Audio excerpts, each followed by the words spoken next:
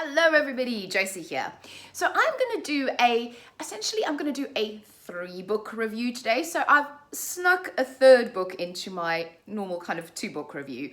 And at first it may seem a little bit random, but stay with me, these books do kind of tie into a theme. So the 3 books that I'm kind of gonna be talking about today. The first one is The High Cost of Living by Marge Piercy. The second one is Passing by Nella Larsen. And the third one, which is kind of the random one, is Vivian versus the Apocalypse by Katie Coyle. So what do these 3 books have in common?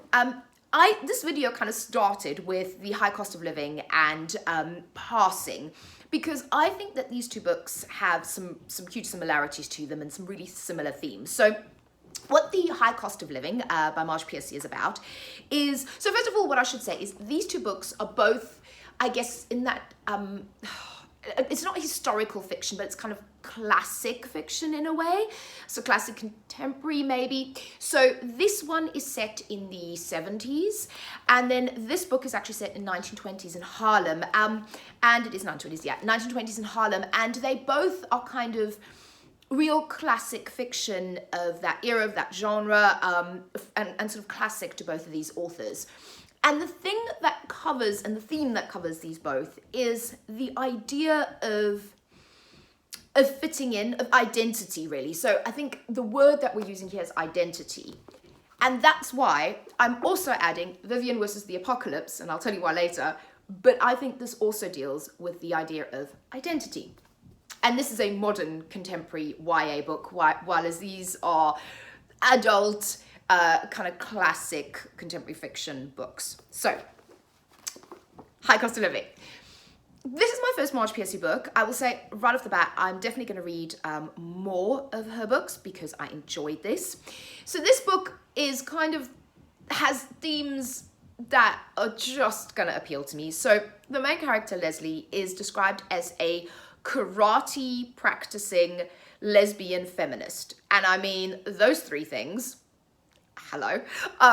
And I would say I identify very much with Leslie as a character because I am a kickboxing lesbian feminist. So, you know, those things work. So obviously this is a queer novel. The protagonist is queer. And you have this really fascinating, so this book is more slice of life. So if you're looking for a lot of action, this is not the book. So this really centers around Leslie and her internal dialogue of her identity, her place in the world, being a woman, also obviously the era it's set in. So while you have kind of this concept of modern women and, you know, kind of the sexual revolution and, you know, her being gay or being queer, there's also still that element of shame, still that element of, you know, can you come out, can't you come out, what are people going to say, that element of slight self-loathing, and that runs through the book, that element of questioning your decisions and your choices. And there's a bit in this book where Leslie gets involved with one of the other characters, who is a male character, who is gay as well, and, you know, that relationship and what happens there between the 2 of them, and you know, how they relate to each other, how Leslie relates to her boss and the people she works with, you know, again, not only from the lens of being queer, but from the lens of being a strong, independent woman and what that looks like. And I really, really enjoyed this. I think it had a lot of themes that will make you think, you know, if you're interested in those kind of themes. And I like the way that Leslie writes. There's another book that I'm really interested in reading that's actually a sci-fi book. So as far as I understand it, Leslie writes a few more kind of sci-fi-ish books. And there's one that I really have on my list to get. And as I'm going to the bookstore later, I might get it. But yeah, definitely want to read more Marge Piercy, and I really, really enjoyed this book. Like I said, this is not action focused, this is totally character and internal dialogue focused, but fascinating. And then tying in with Passing by Nella Larsen. So Passing is a very, very short, I think it's under 100 pages, so it's like 92 pages, so almost a novella, but classed as a novel.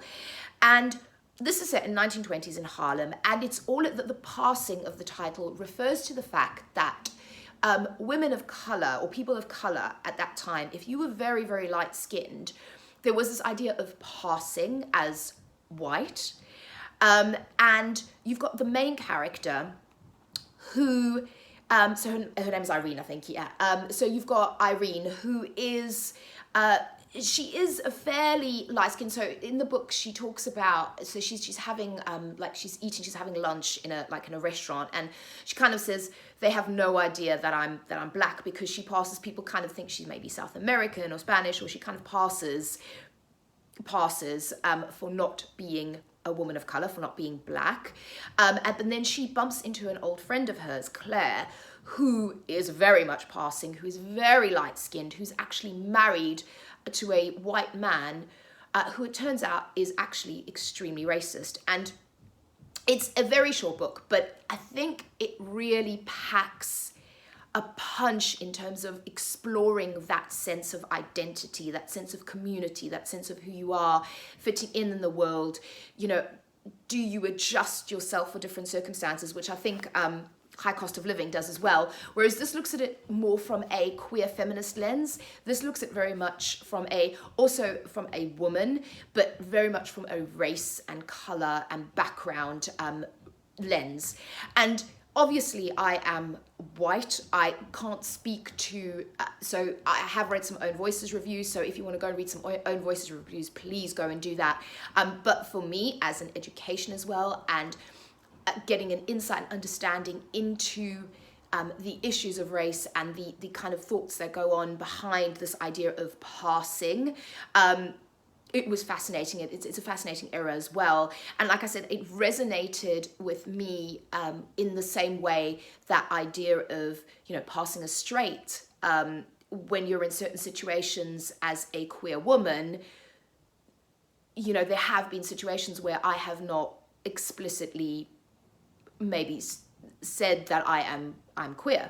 You know, it didn't feel safe, it didn't feel right, it didn't, you know, and it's that same thing in sense of this race, this idea, the struggle that both Irene and Claire have, and this idea that when you're in certain situations, is it easier just to pretend to not be who you are, to deny your background, and then what does that do to you as well? So the Claire character very much explores this idea of, she's been passing for most of her adult life, and she's got this massive secret that she's hiding. What does that do to you? And also your idea of community and wanting to go back to your own community. So really, really good book. These are both like 4.5-star reads for me. They're very, very good. I highly recommend both of these if you're looking for those kind of topics and those kind of discussions. And then, so actually, one more thing with this book, on that sort of theme, there's a line in the book in here that says, no one is ever completely happy or free or safe. And I think that sums up kind of the theme of both of these books. And following on from that, so when I read that, I thought about another book that I've just recently read, and it's this one, Vivian versus the Apocalypse. So this is a YA book, and I would say a lot lighter, but actually maybe not really.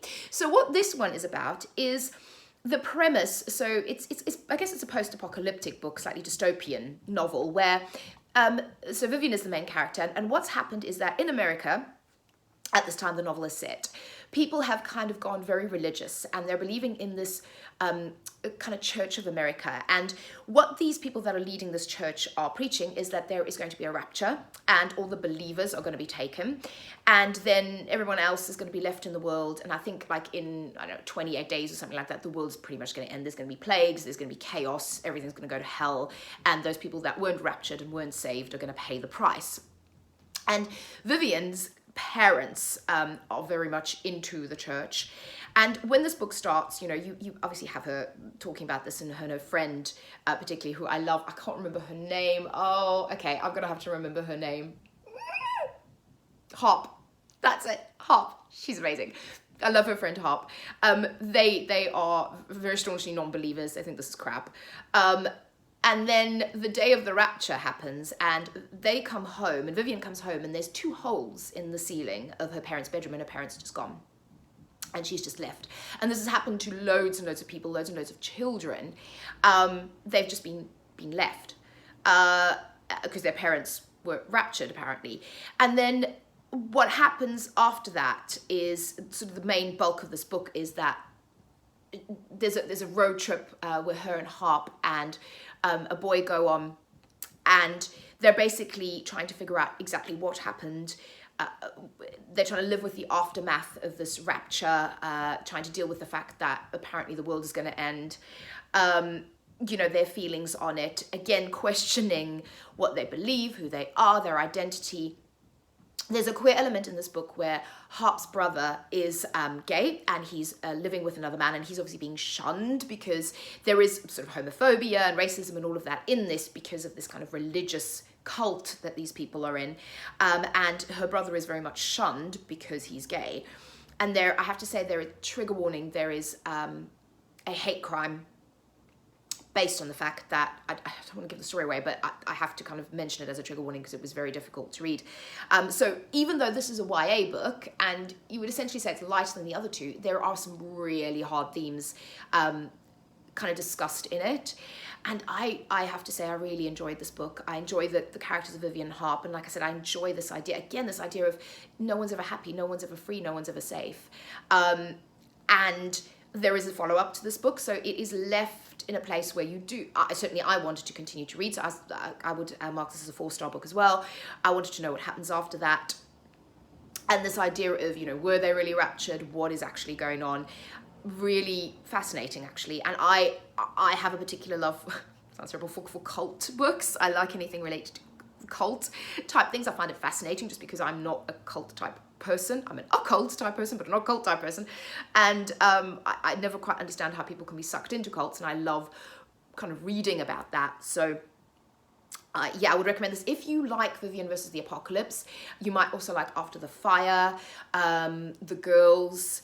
And again, if you like After the Fire, if you like The Girls, you might enjoy Vivian versus the Apocalypse.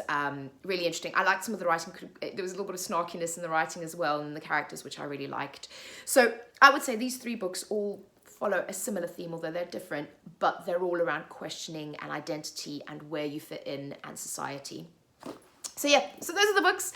I hope you found that interesting. Let me know if you've read any of them. And again, let me know if you have any recommendations based on sort of the themes discussed in these books. And I will speak to you all again very soon. Bye-bye.